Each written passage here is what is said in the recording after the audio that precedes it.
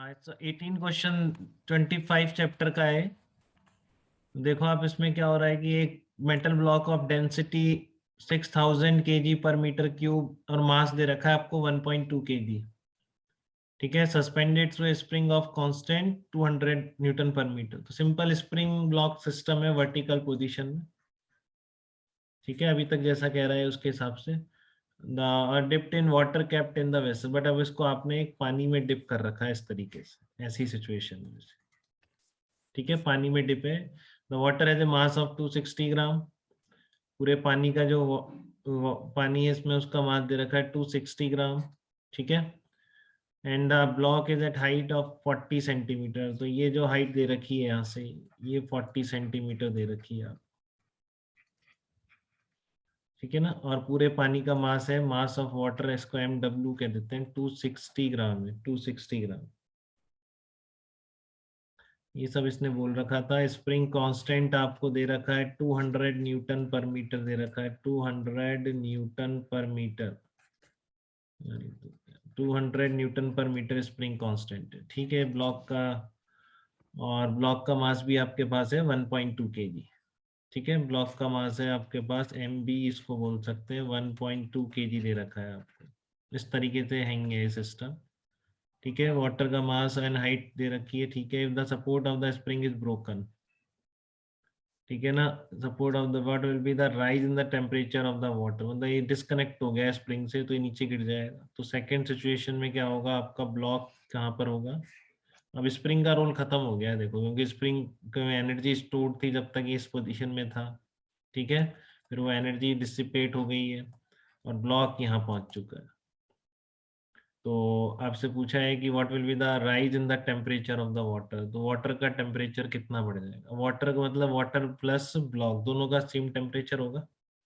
ठीक है, तो क्या करना है इस तरह के क्वेश्चंस में आपको, कि यहाँ पर जो एनर्जी होगी, टोटल एनर्जी स्टोर्ड होगी, ठीक है, वो चेंज हो गई है, क्योंकि पहले स्प्रिंग एनर्जी थी वो भी खत्म हो गई है। ठीक है, यहाँ पर जैसे कि आप देखो, एक इम्पॉर्टेंट चीज ये, ब्लॉक यहाँ पर गिर गया तो ब्लॉक तो यहाँ पर आ गया, बट यहाँ पर जो ब्लॉक की यहाँ पर आया इस जगह, तो यहाँ का पानी कहाँ चला गया होगा, इसको एक तरह से ब्लॉक की पोजीशन पे चला गया।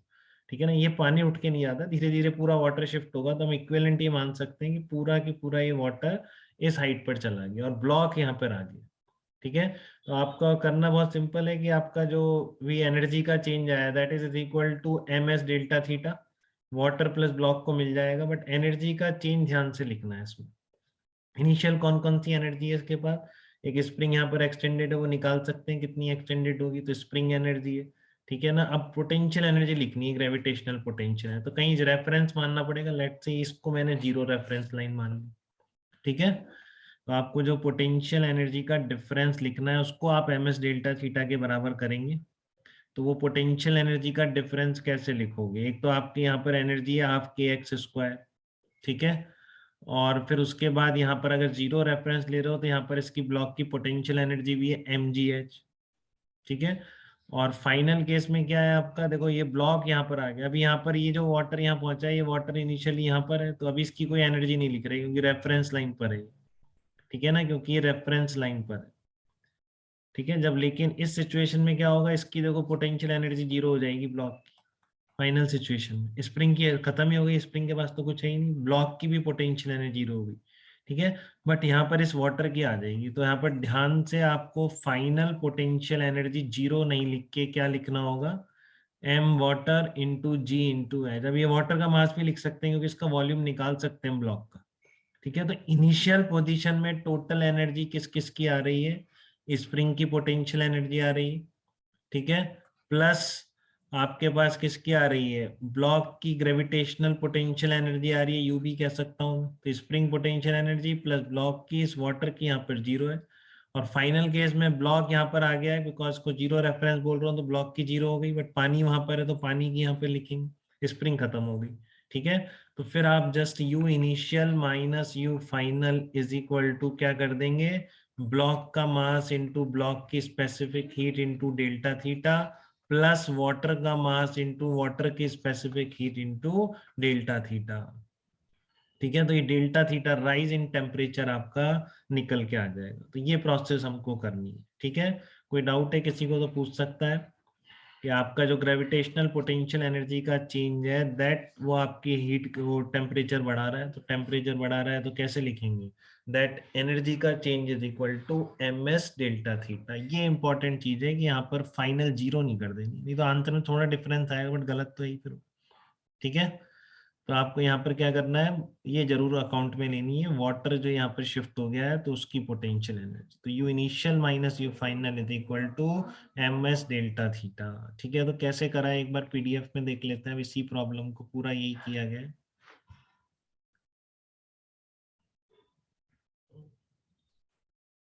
देखो क्या कर रखा है यहाँ पर,